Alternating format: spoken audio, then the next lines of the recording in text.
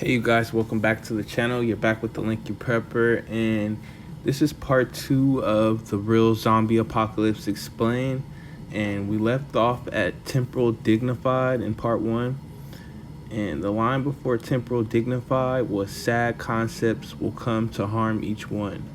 And what I take from that would be like maybe the cancel culture, like new concepts like that we're taking on from these new events that are happening to us that have never happened before. So the line after Temporal Dignified is the mass to succeed. Now, what I take from the mass to succeed is, what are we trying to do with the mass right now? We're trying to get the mass to take the vaccines, right? So he's saying that the mass is going to succeed in what he's trying to do. But he's also saying in the line after that, fathers and mothers dead of infinite sorrows. So like that's self-explanatory, what he's trying to say in that. But then he goes on to say women in mourning. Now, when I hear women in mourning, I automatically think about childbirth, like, you know what I mean? Like miscarriages and stuff like that. Because why would he say women in mourning? He didn't say men in mourning. He said women in mourning. And, he could be talking about maybe military conflict, but I don't think so because, there's men and women in the military by now. And, if he was a psychic, I think he would have knew that it would have been like that. I think he's talking about, like, how you see a lot of movies and it's all about how a whole nation can't have babies. Like, it's hard for the, you know what I mean? I think it's like one of those kind of situations is what he's talking about. Like, it's going to be hard. Childbirth, there's going to be problems with childbirth. The next line he says is the pestilent she monster. Now I looked up the word pestilent for us, and pestilent means a usually fatal epidemic disease. So it's like, I'm not just, reaching for this stuff. Like, this is literally what he's saying. And he's saying the pestilent she monster. Now, I think he's calling it a she monster is because it started off as one thing and it just keeps giving birth to more variants. So maybe that's why he's calling it the she monster, because it doesn't stop. We're just getting more and more variants of it. The next line is the great one will be no more. Now, the great one I take as God, you know what I mean? And he's trying to say like the God is not going to be in the world anymore. Like, people are not turning to God or trusting in God anymore. And he says the great one will be no more. And then he says all the world to end. So yeah, that's the end of his quatrain. And I kind of gave you what I took from it. And so far, I feel like I gave you the quatrain, I gave you phase 1, and now I want to talk about phase 2, because I feel like phase 2 is where we are right now. And what we're seeing is, after all of the prepping, all of the getting us ready for phase 2, we're actually starting to see a lot of stuff come into fruition. Like, we're seeing the farms and the fresh food disappear, and we're seeing the increase in violence.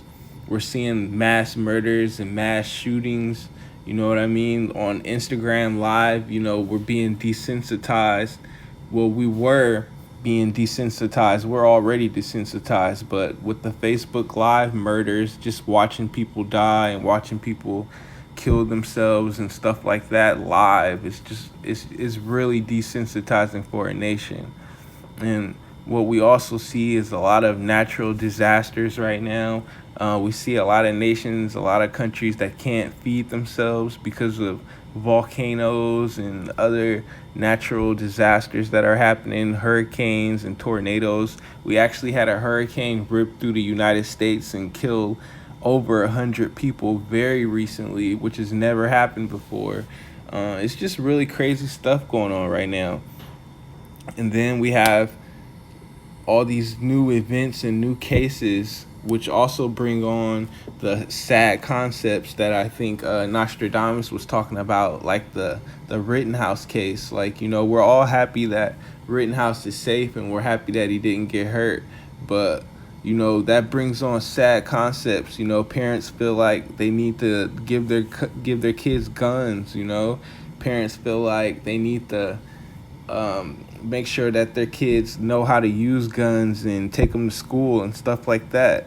And then just think of what the Rittenhouse case does for a store owner. You know, how would a store owner think about what happened with Rittenhouse? He definitely feels like he should protect, he should shoot to kill if somebody comes into his store. You know, if a 17-year-old kid was able to do it, a store owner will definitely feel like, you know, it's up to him to protect his property in these times.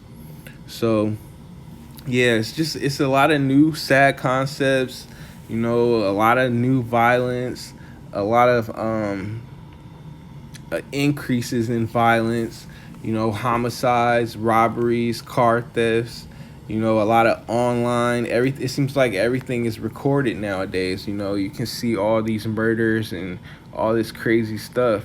And we're still going through the smash and grab epidemic. And now it seems like we're going through a mass shooting epidemic.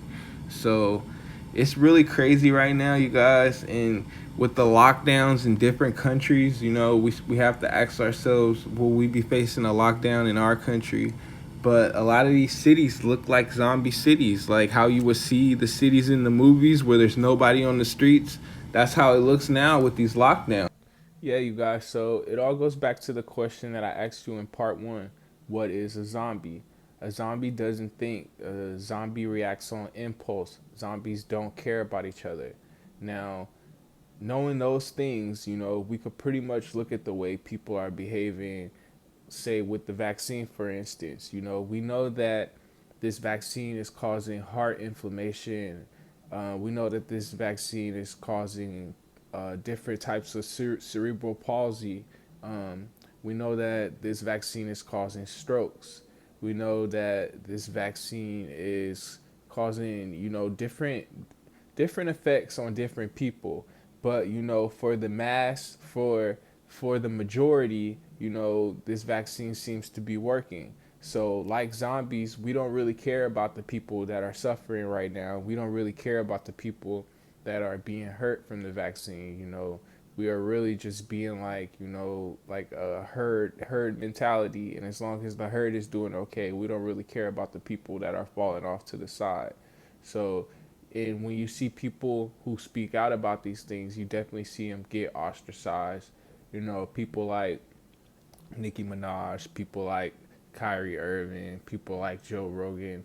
You know, when you see them speak out about these things, you definitely see them wish that they never said anything about these things. And, you know, you definitely have a divide in our country right now. I can't speak for the rest of the world, but you definitely see a divide in our country. And a lot of people are just celebrating the holidays, and you know they don't really see the zombie apocalypse happening around them. But there's a lot of people who see the zombie apocalypse and they wish they didn't even know about it. But you know it's as plain as day. You know they got their eye open and they can see. So you know, I really appreciate you guys watching the video. If you liked it, please leave a comment. Please subscribe. I really like you guys' feedback. It's really good to see, you know, people like thinking like me and people like on the same wave, same page as me. Appreciate you guys watching and thank you, Pepper. Thanks.